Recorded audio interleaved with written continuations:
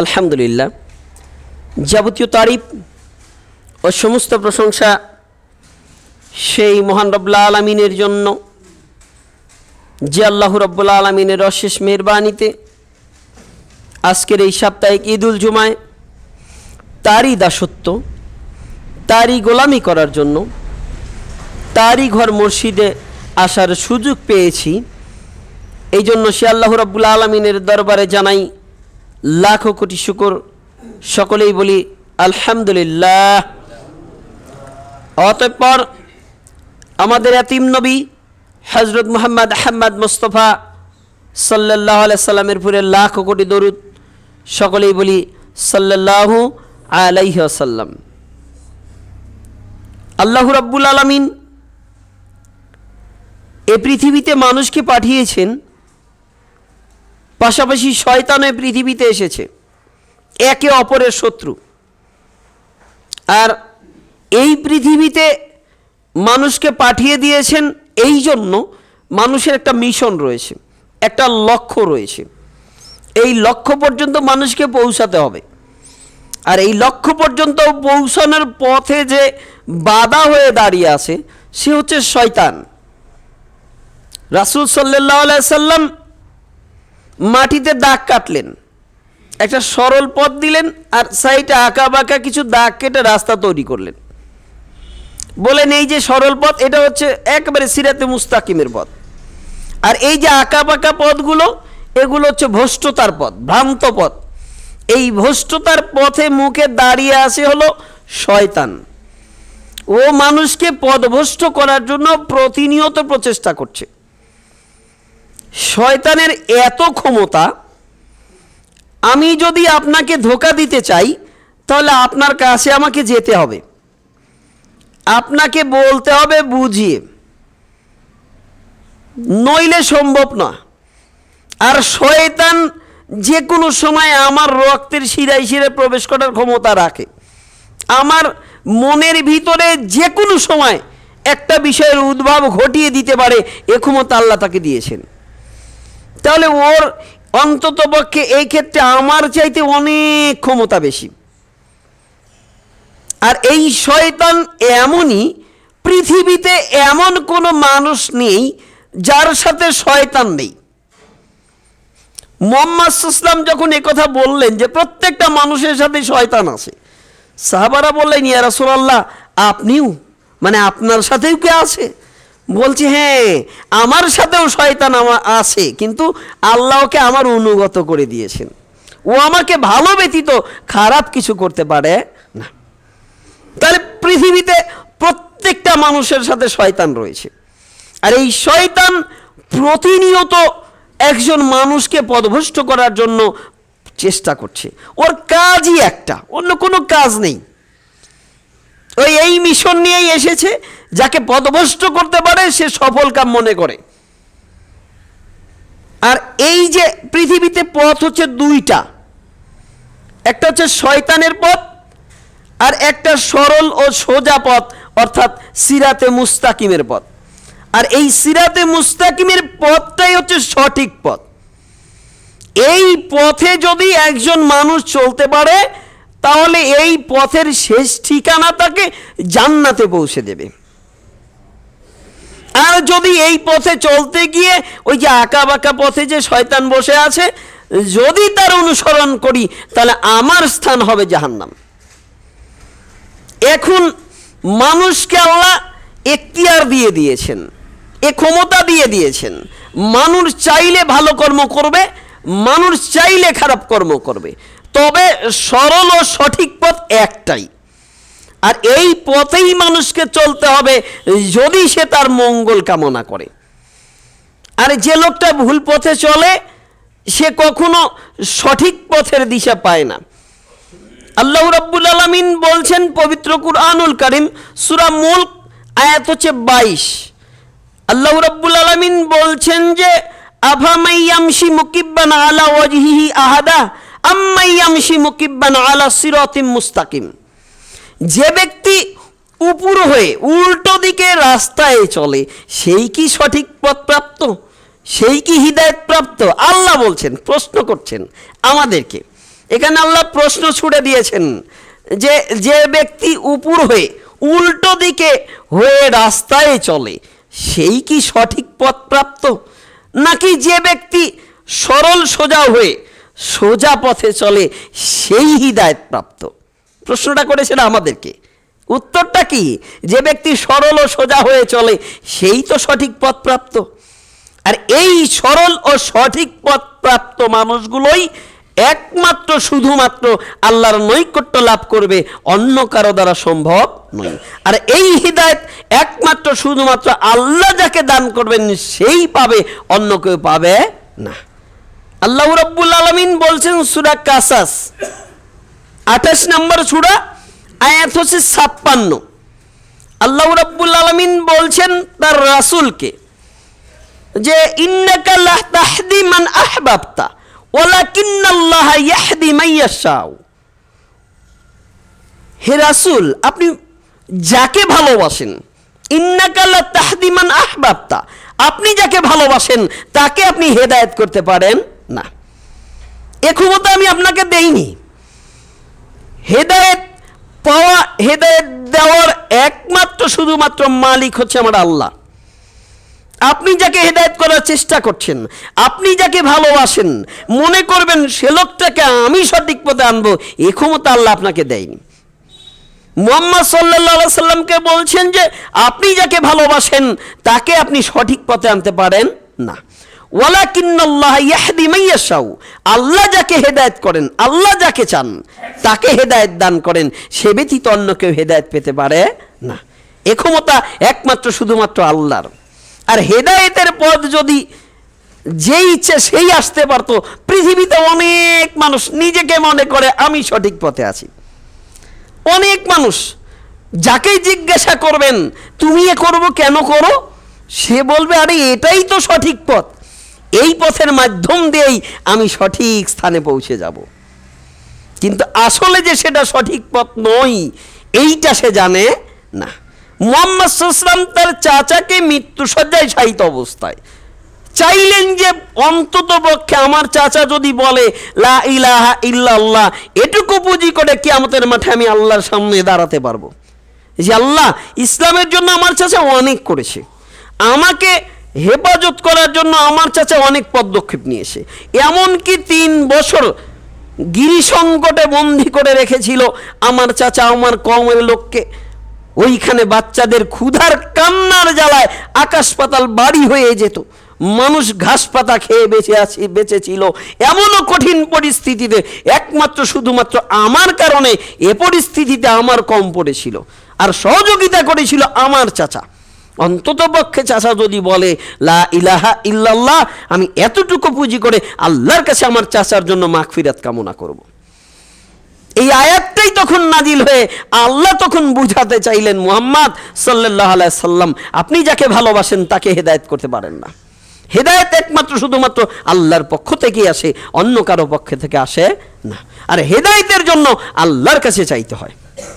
আল্লাহর কাছে চাইবেন ইহদিনাস সিরাতাল মুস্তাকিম, হে আল্লাহ তুমি আমাকে সরল সঠিক পথে চালাও, সরল সঠিক পথে চালাও, আমাকে যে পথটা সরল, যে পথটা সঠিক সেই পথেই আমাকে চালাও, যেটা সরল পথ নয়, সঠিক পথ নয়, আমি যেন ওই পথে না চলি। আপনাকে ডাকবে প্রতিনিয়ত, শয়তান আপনাকে ডাকবে আসো, এটাই সঠিক পথ, এটাই সঠিক পথ, এই পথে যদি তুমি আসতে পারো তাহলেই তুমি এই পথ থেকে সরল পথে যেতে পারবে। একটা বুঝাই আপনাকে, আমাদের এ দেশে যেন মানে মানুষের মুখে লাগাম নেই, কি থেকে যে কি বলছে। আল্লাহ সম্পর্ক কটূক্তি করতে আমাদের একটু দ্বিধা হয় না, একটু ভয় হয় না আল্লাহর গজব আমার উপরে আসতে পারে। আল্লাহ সম্পর্কে কটূক্তি করছে।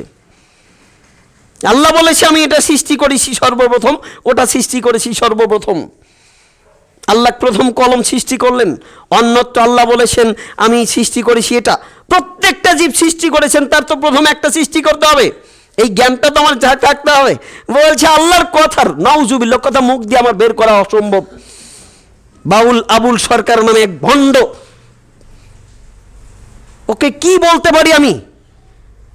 ও যে কথা বলেছে আল্লাহ সম্পর্কে, এমন একটা কথা বলেছে, আল্লাহর কথার সিনে আগামাতা খুঁজে পান না। আমি ওই ভাষাটা ব্যবহার করলাম না যে ভাষায় নিকৃষ্ট মানুষটা ব্যবহার করেছে।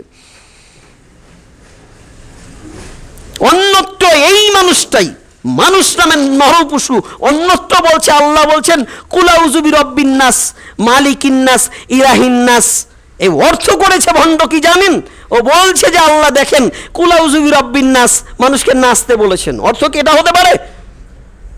এই মানুষটাকে যখন জনগণ আল্লাহ সম্পর্কে কটূক্তি করার জন্য জনগণ যখন তারপরে আক্রমণ করলেন, পুলিশ তাকে অ্যারেস্ট করেছে। এ নিয়েও আমরা এক শ্রেণীর লোক যারা তার পক্ষে কথা বলেছি তাকে অ্যারেস্ট করা, তার বিরুদ্ধে প্রতিবাদ করা, এটা নাকি ন্যাক্কারজনক। লজ্জা আমার জন্য। আমি মুসলিম হয়ে কথা কেন বলতে পারি? সরল সঠিক পথ একটাই, ও যেটা বলেছে আল্লাহ সম্পর্কে কটূক্তি করেছে। হাজ্জাজ বিন ইউসুফের সংক্ষিপ্ত একটা ঘটনা বলছি। কাদারিয়া সম্প্রদায়ের প্রধান ওই সময় তাকে ডেকে নিয়ে আসলেন। তাকে ডেকে নিয়ে এসে বললেন, তুমি তোমার পক্ষের দলিল পেশ করো। তিনি সূরা দাহর 3 নম্বর আয়াতটা যখন পড়ে দলিল পেশ করলেন, বললেন তুমি আরো পড়তে থাকো। এরপরে যখন বাকি 2 আয়াত পড়লেন, ওর কথার উল্টো দিকে যখন চলে গেল, তখন বুঝতে পারলাম আমি ভুল করেছি। তখন হাজ্জাজ বিন ইউসুফের সামনে তওবা করে তিনি ফিরে আসলেন তার দলবল সহকারে। যখনই হাজ্জাজ বিন ইউসুফ মারা গেল, এরপরে বাদশাহ হারুন আর রশিদ, সম্ভবত এই বাদশাহ হারুন আর রশিদের সময় আবার সে পদভ্রষ্ট হয়ে গেল। বাদশাহ হারুন আর রশিদ তাকে ডেকে নিয়ে আসলো, বাহাজে বসালো। যখন বাহাজে হেরে গেল বাদশাহ হারুন আর রশিদ তার বিরুদ্ধে একটাই এই শাস্তি নির্ধারণ করলেন, তাকে শুলিয়ে ঝুলিয়ে তাকে হত্যা করতে হবে। ওর একমাত্র শাস্তি এটাই যে আল্লাহ সম্পর্কে কটূক্তি করে, তার একমাত্র শুধুমাত্র শাস্তি হচ্ছে যে রাষ্ট্রীয় আইন, রাষ্ট্র তাকে শাস্তি দিবে, এটাই ওর বাঁচার কোনো উপায় নেই। আর তার বিপক্ষেও আমি কথা বলছি। এটাই কি সঠিক পথ? এটাই কি সরল পথ? সতর্ক হন, সাবধান হন। পদভ্রষ্ট মানুষগুলোই মানুষকে পদভ্রষ্ট তারা দিকে ডাকে। যে মানুষটা সরল সঠিক পথে থাকে, এই মানুষটার সম্পর্ক ভালো মানুষের সাথেই থাকে। আর সরল পথ একটাই, এই পথে যদি চলতে পারি তাহলেই আমি সরল ও সঠিক পথে আমি জান্নাতে যেতে পারবো। যদি অন্য পথে যাই তাহলে আমার অবস্থা বড় খারাপ হবে। আমার জন্য প্রস্তুত করে রেখেছেন আল্লাহ জাহান্নাম। আল্লাহ রাব্বুল আলামিন বলছেন যে আমি তার জন্য জাহান্নাম প্রস্তুত করে রেখেছি। কার জন্য? যে ব্যক্তি সীমা লঙ্ঘন করবে, যে ব্যক্তি আমার আইনের অবাধ্য হবে, আমি তার জন্য জাহান্নাম প্রস্তুত করে রেখেছি। সাবধান হন, সতর্ক হন। পৃথিবীতে কত শ্রেণীর মানুষ আপনাকে ডাকবে আমার পথটাই সঠিক। রাসূল সাল্লাল্লাহু আলাইহি সাল্লাম বলেন, বনি ইসরাঈলের ছিল 72টা দল, আমার উম্মতের হবে 73টা দল। ওদের ছিল, বনি ইসরাঈল ছিল 72 দলে বিভক্ত, আমার উম্মত আর একটা বেশি হবে। এখানে আসলে 72 বা 73 71 হবে এটা কথা নয়, সংখ্যায় এত হবে যে একই দলে মুতাজিলা সম্প্রদায়ের মধ্যে অনেক দল, আরও আমি নাম বললাম না, একই কওমের মধ্যে অনেক দল রয়েছে। এভাবে কত যে হচ্ছে, শুধু বাড়তেই আছে। সবাই নিজেকে জান্নাতি মনে করে, সবাই নিজেকে সরল সঠিক পথের মনে করে। একটা উদাহরণ দিচ্ছি, ভারতবর্ষের একটা ঘটনা আমি শুনেছি যে একজন হিন্দু, তিনিও ডাক্তার, তার ওয়াইফও ডাক্তার, দুজনেই ডাক্তার, দুজনে বুঝতে পেরেছে ইসলাম সঠিক, মুসলমান হয়েছে।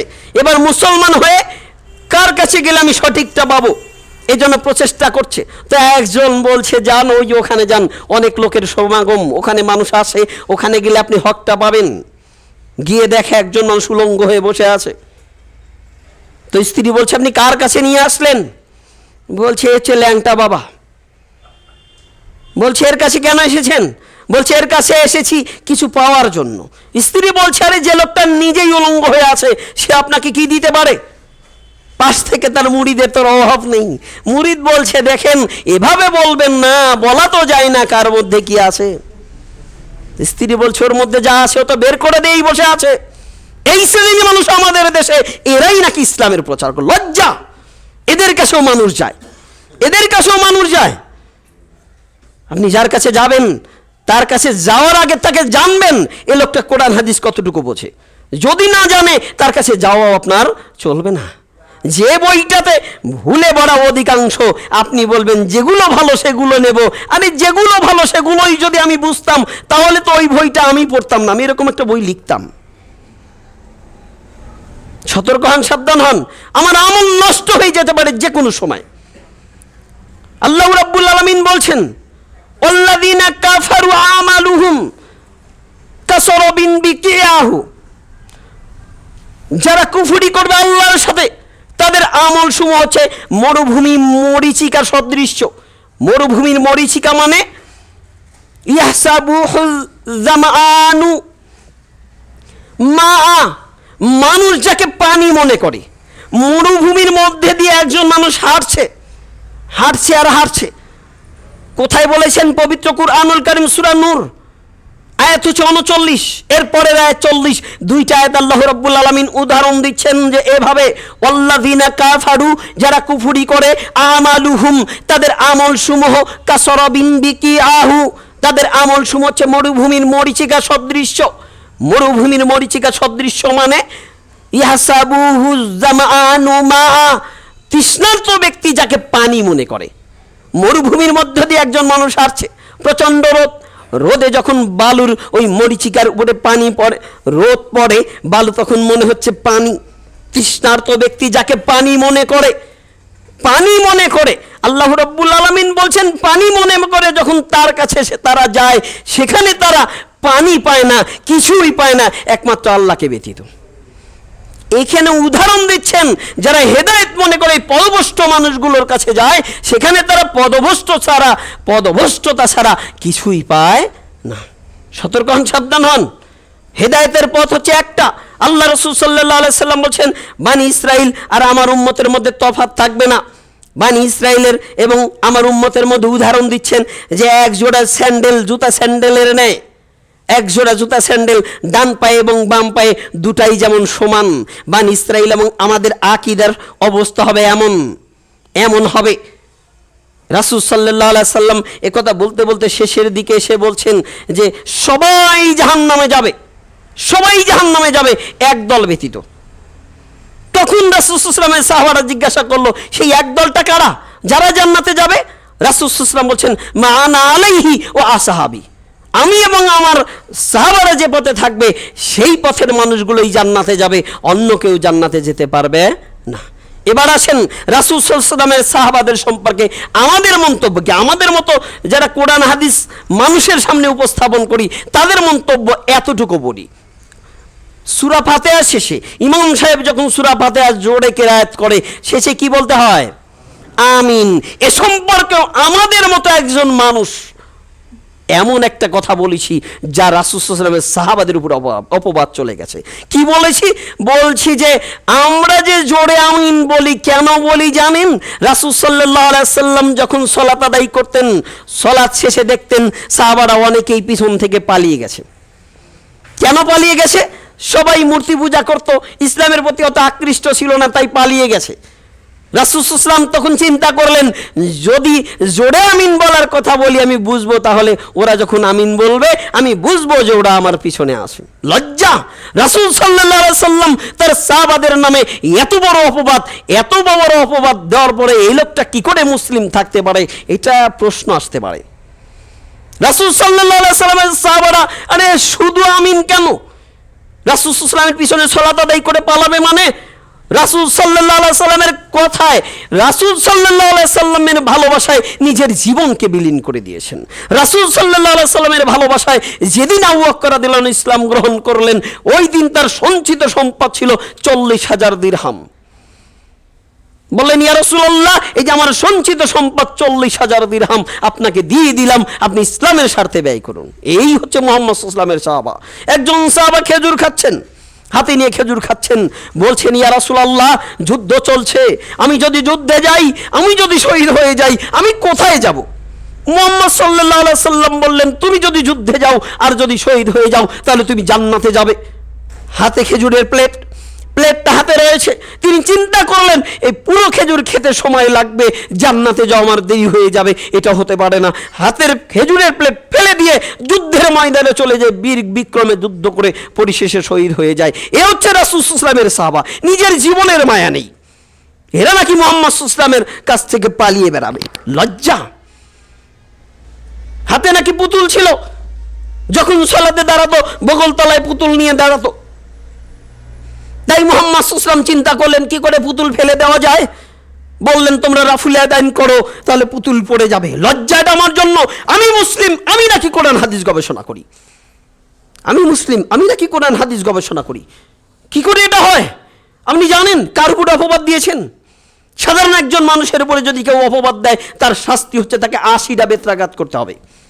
আর মুহাম্মদ সাল্লাল্লাহু আলাইহি ওয়াসাল্লামের সাহাবাদের নামে, মুহাম্মদ সাল্লাল্লাহু আলাইহি ওয়াসাল্লামের নামে যে অপবাদ দিচ্ছেন, আপনার শাস্তি কি হতে পারে এটা আল্লাহ ভালো জানে। রফুল আদানের সম্পর্কে, রফুল আদানের পক্ষে কমপক্ষে 400 হাদিস ও আসার রয়েছে। এক রাকাত সালাতে কমপক্ষে 3 বার রফুল আদান করতে হয়। এখানে লাভ কি? আপনি যদি রফুল আদান না করেন, আমি বলছি না আপনার সালাত হবে না, এটা আমি বলছি না, তবে একবার রফুল আদান করলে অন্তত পক্ষে 10টা নেকি আল্লাহ আপনাকে দান করবেন। 10 থেকে 700 থেকে আরো অধিক গুণে আল্লাহ বৃদ্ধি করে দিতে পারে, এ ক্ষমতা আল্লাহর রয়েছে। আপনার নিয়তের উপরে, আপনার আমলে আপনার এই নেকির সংখ্যা বাড়তে থাকবে। তাহলে হাদিস রয়েছে একবার রাফুল আদান করলে নেকি হচ্ছে 10টা। আর এই লোকটা এই হাদিসটাকে বাতিল করে দেওয়ার জন্য বলছে রাসূল সাল্লাল্লাহু আলাইহি ওয়াসাল্লামের সাহাবারা বগল তলায় পুতুল রাখতো। বুঝাতে পারি কার সম্পর্কে অপবাদ দিচ্ছেন? এ নাকি সঠিক পথে আসে, এ নাকি মানুষকে হেদায়েত করবে। এই মানুষটার সংস্পর্শে গেলে কোনোদিনও হেদায়েত পাওয়া সম্ভব নয়। সাবধান হন, সতর্ক হন। পৃথিবীর জীবন সংক্ষিপ্ত, এই পৃথিবীর জীবন সংক্ষিপ্ত। এই পৃথিবীতে আপনাকে আল্লাহ পাঠিয়েছেন, এই পৃথিবীতে হকটা পেতে হলে একমাত্র শুধুমাত্র কোরআন ও হাদিসটাকে আপনাকে আঁকড়ে ধরতে হবে। আল্লাহ রাব্বুল আলামিন একেবারে পবিত্র কোরআনে প্রথমেই বলেছেন, প্রথমে মানুষ আল্লাহর কাছে প্রার্থনা করেছেন যে আল্লাহ ইহদিনাস সিরাতাল মুস্তাকিম, তুমি আমাকে সরল সঠিক পথ দেখাও। এই সরল সঠিক পথটা কোথায়, কোন পথ? যখনই কথা বলেছেন তখনই বলছেন আল্লাহ সরল পথ হচ্ছে ওটাই, সিরাতাল্লাযিনা আনআমতা আলাইহিম, যারা সরল সঠিক পথে চলে গেছে তাদের পথে চালাও। আমি জানি না এই সরল সঠিক পথটা কোনটা, তবে আমি আপনাকে বলছি আল্লাহ যে পথে তোমার নেককার বান্দারা, হকপন্থী বান্দারা সঠিক পথে চলেছে ওই পথে আমাকে চালাও। গায়রিল মাগযুবি আলাইহিম ওয়ালাদ-দাল্লিন, যারা পদভ্রষ্ট, লানতপ্রাপ্ত, অভিশাপপ্রাপ্ত, আমাকে তুমি সেই পথে পরিচালিত করো না। এই দোয়া আল্লাহর কাছে প্রতিনিয়ত সালাতে আমি করছি। সালাত শেষ করেই আমি ওই যে ভণ্ড বাউল আবুল সরকারের কথাকে সাপোর্ট করছি। তাহলে কি আমি মুসলিম আছি? তাহলে কি আমার মধ্যে ঈমান আছে? যখনই আপনি আল্লাহর কাছে চাইছেন সিরাতুল মুস্তাকিমের পথ আমাকে দেখাও, সঠিক পথটা আমাকে দেখাও, আল্লাহ রাব্বুল আলামিন এই কথার জবাব দিয়েছেন পুরো কোরআন দিয়ে। আল্লাহ রাব্বুল আলামিন বলছেন আলিফ লাম মিম যালিকাল কিতাব, আলিফ লাম মিম। এখানে আল্লাহ চ্যালেঞ্জ করেছেন, পারো যদি কেউ এই 3টা বাক্যের অর্থ বলে দাও। পৃথিবীর এমন কেউ নেই যে এই 3টা বাক্যের অর্থ বলে দিতে পারে। মুহাম্মদ সাল্লাল্লাহু আলাইহি ওয়াসাল্লাম এগুলোর অর্থ বলেননি, এগুলো চর্বে মুকাত্তাত, এর সঠিক অর্থ আল্লাহই ভালো জানেন। আচ্ছা, এই যে বলেছেন যে আল্লাহ তুমি আমাকে সরল ও সঠিক পথ দেখাও, আল্লাহ বলছেন যালিকাল কিতাব, এটাই সেই কিতাব, হুদাল লিন্নাস, মানুষের জন্য এটাই হচ্ছে হেদায়েত। হেদায়েত পেতে হলে একমাত্র শুধুমাত্র কোথায় আসতে হবে? কোরআনের ছায়াতলে।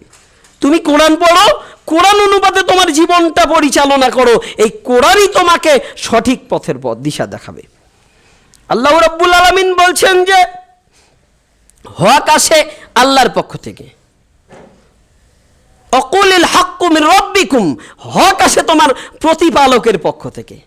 ফামান শাআ ফালইউমিন, যে ইচ্ছা করে সে ঈমান আনবে, সে সঠিক পথে আসবে। অমান শাআ ফালইয়াকফুর, যে ইচ্ছা করবে সে কুফরি করবে। সেটা তোমাকে স্বাধীনতা দিয়েছি, ইচ্ছা শক্তি দিয়েছি। তুমি যদি কুফরির পথটাকে বেছে নাও তাহলে চলে যাও পথে, তোমার জন্য আমি প্রস্তুত করে রেখেছি জাহান্নাম। আল্লাহ রাব্বুল আলামিন এই কথার বলে বলেছেন হক ঈমানের পথ আমি রেখে দিয়েছি, দেখিয়ে দিয়েছি মানুষকে। প্রতিনিয়ত ঈমানের পথে মানুষকে পরিচালিত করার জন্য 1,24,000 নবী রাসূলের পৃথিবীতে প্রেরণ করেছি। যখন নবীদের রাসূলদের দরজা বন্ধ করে দিয়েছি, তখন পৃথিবীতে আলেম ওলামার মাধ্যম দিয়ে তোমার কাছে হক আমি পৌঁছে দিয়েছি। হক স্পষ্ট, হকও স্পষ্ট, বাতিলও স্পষ্ট। তোমার সাথে 2টা পথ, তোমার সামনে 2টা পথ। তুমি কোন পথটাকে গ্রহণ করবে সেটা শুধু তোমার এখতিয়ার করে দিয়েছি। তবে জেনে রেখো, তুমি যদি হক পথে থাকো তোমার জন্য আমি জান্নাত প্রস্তুত করে রেখেছি, আর তুমি যদি হক ব্যতীত বাতিলের পথে থাকো তাহলে তোমার জন্য আমি প্রস্তুত করে রেখেছি জাহান্নাম। ওই জাহান্নামের আগুন ধাউ ধাউ করে জ্বলছে, ওইখানে আমি তোমাকে নিক্ষেপ করব। এখন হক এবং বাতিল এই দুইটা সম্পর্কে উপদেশ দেওয়ার জন্য আল্লাহ রাব্বুল আলামিন আমাদেরকেই বলেছেন, যারা জানে তাদেরকে বলেছেন, রাসূল সাল্লাল্লাহু আলাইহি সাল্লামও বলেছেন, যারা জানে তাদেরকে হকটা পৌঁছে দেওয়ার কথা বলেছেন। আর আল্লাহ বলেছেন ফাসআলু আহলায যিকরি ইন কুনতুম লা তা'লামুন বিল বায়ানাতি ওয়াজ যুবুর। হে দুনিয়ার অজানা মানুষ, জানা মানুষের কাছে জানো, জানা মানুষের কাছে জানো, প্রমাণ সহকারে জানো।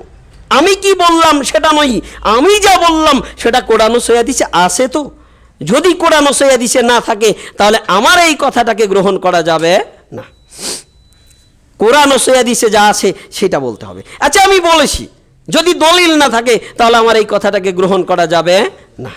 দলিল ভিত্তিক কথা শুনতেও হবে, মানতেও হবে। আল্লাহ রাব্বুল আলামিন অন্যত্র বলছেন, ওয়ালতাকুম মিনকুম উম্মাতুন ইয়াদউনা ইলাল খায়র ওয়া ইয়ামুরুনা বিল মারুফি ওয়া ইয়ানহাউনা আনিল মুনকার ওয়া উলাইকা হুমুল মুফলিহুন। তোমরাই সফল জাতি, উত্তম জাতি। ওয়ালতাকুম মিনকুম উম্মাতুন ইয়াদউনা ইলাল খায়র, মানুষের কল্যাণের জন্য তোমাদের আবির্ভাব হয়েছে। ওয়া ইয়ামুরুনা বিল মারুফি, তোমরা মানুষকে সঠিক কাজের আদেশ দেবে, সৎ কাজের আদেশ দেবে, মানুষকে বলবে এটা হচ্ছে সঠিক পথ, এটা হচ্ছে ভ্রান্ত পথ। ওয়া ইয়ামুরুনা বিল মারুফি ওয়া ইয়ানহাউনা আনিল মুনকার, মানুষকে অসৎ কাজের নিষেধ করবে। এক, মানুষকে সৎ কাজের আদেশ করতে হবে। এই যে সিরাতুল মুস্তাকিমের পথে যে মানুষকে চলতে হবে, এই আদেশ মানুষকে দিতে হবে। দুই, যারা এই আদেশটা গ্রহণ করবে তাদেরকেও জানতে হবে যে কথাটা শুনলাম এটা কি কোরআন ও হাদিসে আছে, এ কথা কি শুনতে হবে, এ কথা কি মানতে হবে, এ কথা কি রাসূল সাল্লাল্লাহু আলাইহি ওয়াসাল্লাম বলেছেন। রাসূল সাল্লাল্লাহু আলাইহি ওয়াসাল্লাম যদি না বলে থাকে তাহলে ওই কথা শোনাও যাবে না। মুহাম্মদ সাল্লাল্লাহু আলাইহি ওয়াসাল্লাম সাহাবাদের নিয়ে বসে আছে, এমতো অবস্থায় মুহাম্মদ সাল্লাল্লাহু আলাইহি ওয়াসাল্লামের নাতি হুসাইন ভিতরে ঢুকলেন। আলী রাদিয়াল্লাহু আনহু তার মুখটা চেপে ধরলেন এমন ভাবে যে মুখ দিয়ে রক্ত বের হচ্ছে, কেটে গেছে। মুহাম্মদ সাল্লাল্লাহু আলাইহি ওয়াসাল্লামকে এমতো অবস্থায় জোর করে বলতে চাইলেন, মুহাম্মদ সাল্লাল্লাহু আলাইহি ওয়াসাল্লাম আমি উত্তম না আপনি উত্তম। মুহাম্মদ সাল্লাল্লাহু আলাইহি ওয়াসাল্লাম বললেন আরে আমি আল্লাহর নবী, আমি তো উত্তম। বলছে না আপনি উত্তম নই, আমি উত্তম। কেন? আপনার নাম কি? বলছে আমার নাম মুহাম্মদ সাল্লাল্লাহু আলাইহি ওয়াসাল্লাম। আপনার নানার নাম কি? বলছে ওয়াহাব।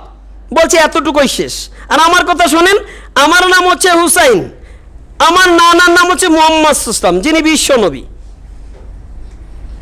বলছে যে আপনার বাবার নাম কি? বলছে আব্দুল্লাহ। বলছে এতটুকুই শেষ। আমার বাবার নাম হচ্ছে আলী। আপনার মায়ের নাম কি? বলছে আমিনা। এতটুকুই শেষ। আমার মায়ের নাম কি জানেন? আমার মার নাম হচ্ছে ফাতেমা, যিনি জান্নাতে নারীদের সরদারিনী হবে। তো এরকম অনেক কথা বলছে, সবাই শ্রোতা যারা আছে বলছে সুবহানাল্লাহ। লজ্জা, মুহাম্মদ সাল্লাল্লাহু আলাইহি ওয়াসাল্লাম কোথাও বলেনি কথা, মুহাম্মদ সাল্লাল্লাহু আলাইহি ওয়াসাল্লামের নাতির সাথে এরকম কথোপকথন কোথাও হয়নি। অথচ আমাদের মতোই মানুষকে ধোঁকা দিচ্ছে এই কথা বলে, এই কথা বলে। তাহলে আপনাকে জানতে হবে না কোনটা সঠিক কোনটা ভুল, আপনাকে জানতে হবে না। আপনি যদি না জেনে সঠিক পথ মনে করে সেই পথেই যান, এই পথটাই আপনাকে জাহান্নামে নিয়ে যাবে। কিয়ামতের মাঠে আপনি কি করবেন জানেন? কিয়ামতের মাঠে আল্লাহকে বলবেন, আল্লাহ এই মানুষটা আমাকে পথভ্রষ্ট করেছে, ওকে তুমি ডাবল শাস্তি দাও। আরে ওকে না হয় ডাবল শাস্তি দিল, আমাকে কি ছেড়ে দেবে? আমার শাস্তি তো হয়েই যাবে। আমি যেহেতু বাঁচবো না শাস্তির হাত থেকে, সেহেতু যার কথাই শুনি তার মুখের কথাগুলো শোনার আগে অবশ্যই আমাকে দলিল ভিত্তিক শুনতে হবে। আর এটা কোরআন ও সহিহ হাদিসেই রয়েছে, এর বাইরে হবে না। আর এই পথটাতে কারা ডাকবে? যারা সিরাতুল মুস্তাকিমের পথে আছে তারাই ডাকবে। এই পথের মানুষগুলো, তাদের সংস্পর্শে আপনাকে ডাকতে হবে।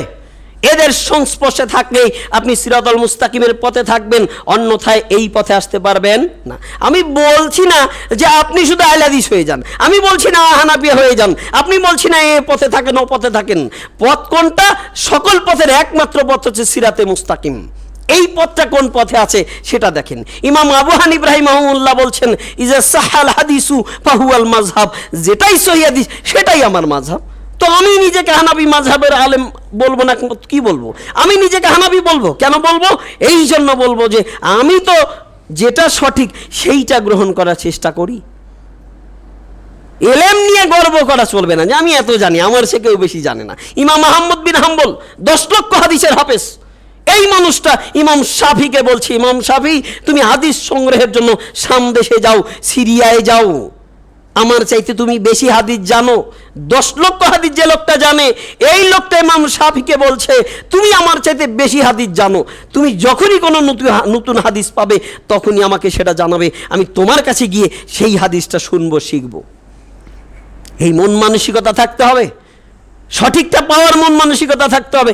আমার আলেমই বেশি জানে, এছাড়া অন্য কেউ বেশি জানে না, এই চিন্তা যে করবে সেই সঠিক পথ থেকে ছিটকে পড়বে। জানতে হবে, জানার জন্য সিরাতুল মুস্তাকিম পথ কোনটা সেইটার জন্য প্রচেষ্টা করতে হবে। আপনি কোরআন হাদিস গবেষণা করেন না কেন? একেবারে সহজ হয়ে গেছে ইসলাম। আপনার পকেটে যে মোবাইলটা রয়েছে, এই মোবাইলে আপনি বুখারী পড়বেন, মুসলিম পড়বেন, আবু দাউদ পড়বেন, তিরমিজি পড়বেন, নাসাই পড়বেন, ইবনে মাজাহ পড়বেন, কোনটা পড়তে চান আপনি ডাউনলোড দেওয়ার সাথে সাথে টাকাও লাগে না, সব চলে এসেছে। এরপরেও যদি আরবি জানা লাগে না, আপনি বাংলা জানেন, বাংলাতেই জানা হয়ে যায়। তবে আপনাকে ধোঁকা দিচ্ছি আমি।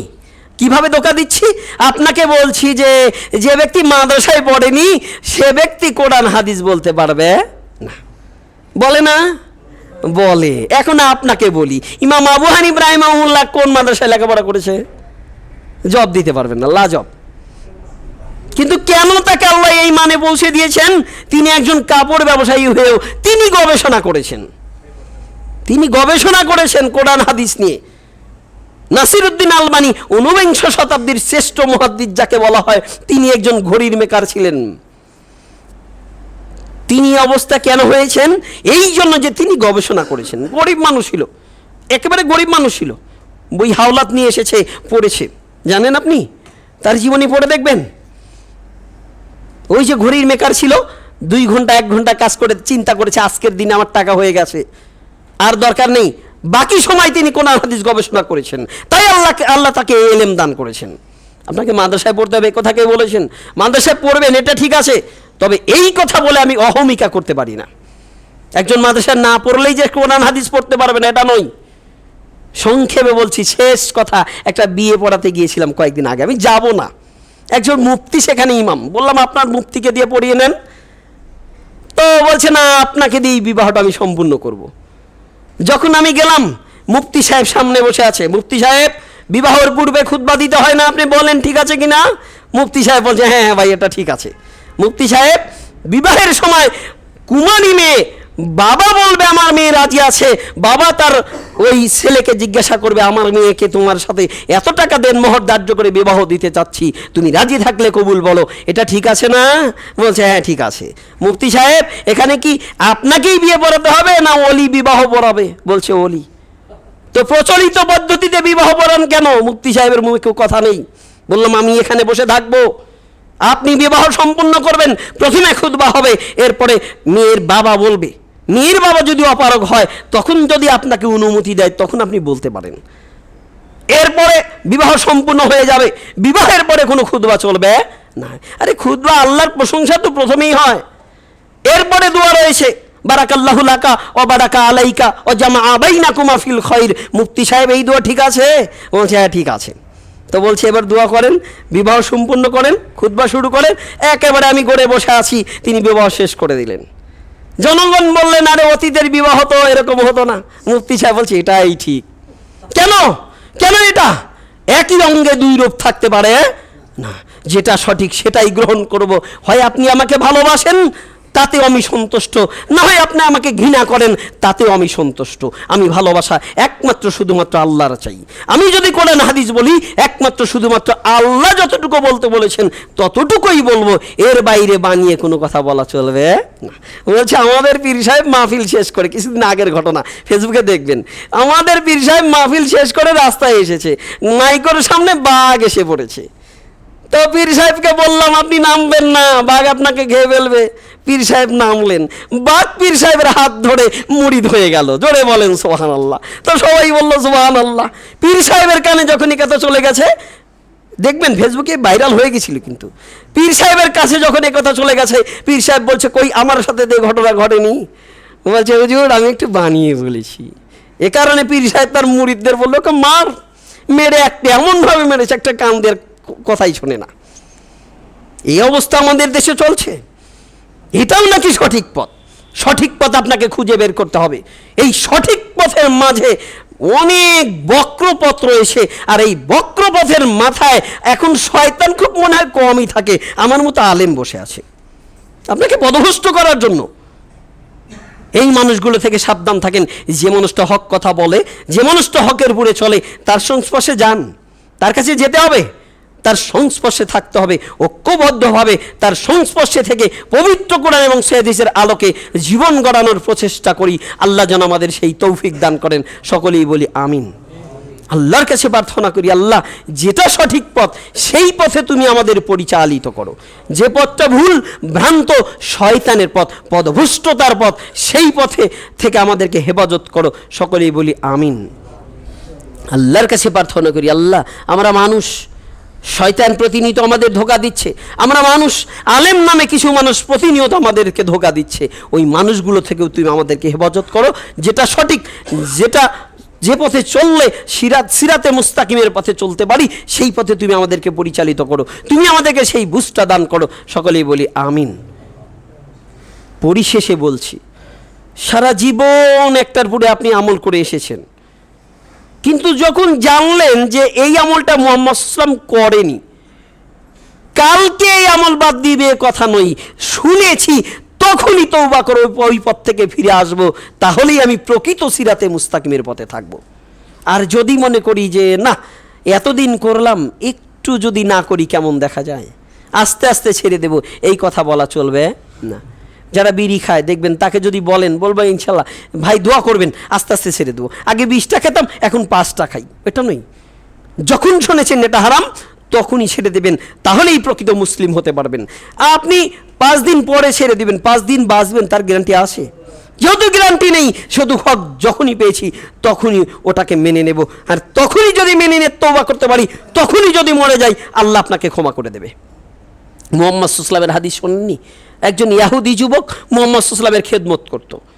শুনলেন মুহাম্মদ সাল্লাল্লাহু আলাইহি ওয়াসাল্লাম যুবক অসুস্থ, তার কাছে গেলেন, মাথায় হাত বুলালেন, দেখলেন অবস্থা বেশি ভালো নয়। আমরা অনেক সময় বলি না যে অবস্থা দেখে আসলাম, হয়তো বা বাঁচবে না। মুহাম্মদ সাল্লাল্লাহু আলাইহি ওয়াসাল্লাম শিওরে বসে আস্তে করে বলছেন, আসলিম আসলিম আসলিম, তুমি ইসলাম কবুল করো, তুমি ইসলাম গ্রহণ করো, তুমি ইসলাম গ্রহণ করো। ফানাজারা ইলা আবিহি, ছেলেটা তার পিতার দিকে তাকিয়ে আছে, মানে আমি ইহুদির সন্তান। মুহাম্মদ সাল্লাল্লাহু আলাইহি ওয়াসাল্লাম বলছেন তুমি মুসলমান হও, মৃত্যু শয্যায় শায়িত অবস্থায় বাবার দিকে তাকিয়ে আছে। বাবা কি বলে? বাবা তখন একটা বাক্য বললেন, আবুল কাসেম যা বলে তা মেনে নাও। মুহাম্মদ সাল্লাল্লাহু আলাইহি ওয়াসাল্লাম যা বলে তা মেনে নাও। যখনই ছেলেটা কথা শুনেছে, তখনই ছেলেটা কালেমা পড়ে মুসলমান হয়ে গেছে। যখনই মুসলমান হলেন, মুহাম্মদ সাল্লাল্লাহু আলাইহি ওয়াসাল্লাম তার মাথার শিওর থেকে উঠে দাঁড়াচ্ছেন আর বলছেন, আলহামদুলিল্লাহিল্লাযী আনকাদাহু মিনান নার। সেই আল্লাহর সমস্ত প্রশংসা যে আল্লাহ এই ছেলেটাকে জাহান্নামের হাত থেকে রক্ষা করলো। ছেলেটা কি সালাত আদায় করেছে? ছেলেটা কি সিয়াম পালন করেছে?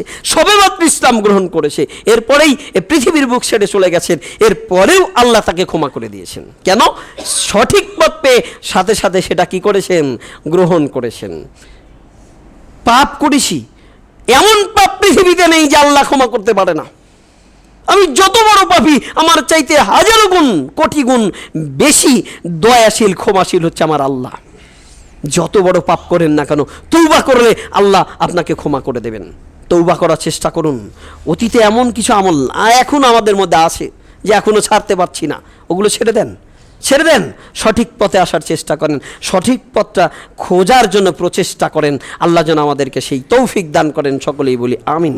পরিশেষে আপনাদের জন্য দোয়া করি, আমার জন্যও দোয়া করবেন। আল্লাহ যেন আমাদের সকলকেই সিরাতে মুস্তাকিমের পথে পরিচালিত করে। সকলেই বলি আমিন। পরিশেষে আপনাদের জন্য দোয়া করি, আমার জন্য দোয়া করবেন। আল্লাহর কাছে প্রার্থনা করি, আল্লাহ আমাদের নিকটাত্মীয়, দূরাত্মীয়, মা বাবা, ভাই বোন যারা এই অন্ধকার কবরে চলে গেছে, জানি না কোনো পাপের কারণে তাদের কবরে আযাব হচ্ছে কিনা। যদি কোনো পাপের কারণে তাদের কবরে আযাব হয়ে থাকে, আল্লাহর কাছে প্রার্থনা করি, আল্লাহ আজকের দুয়ার বদলতে তুমি তাদের কবরে আযাবকে মাফ করে দাও। সকলেই বলি আমিন। আল্লাহর কাছে প্রার্থনা করি, আল্লাহ যেদিন আমরা এই দুনিয়ার বুক ছেড়ে অন্ধকার কবরে চলে যাব, সেদিন তুমি আমাদের মুখের শেষ বাক্যটা যেন হয় লা ইলাহা ইল্লাল্লাহ। তুমি আমাদের সেই তৌফিক দান করো। সকলেই বলি আমিন। পরিশেষে বলি, আসুন পবিত্র কোরআন এবং সৈয়াদিসের আলোকে জীবন গড়ি। আল্লাহ যেন আমাদের সেই তৌফিক দান করেন। সকলেই বলি আমিন। বারাকাল্লাহু লানা ওয়া লাকুম ফি আয়াতিস যিকরিল হাকিম ইন্নাহু তাআলা জাওয়াদুন কারীম।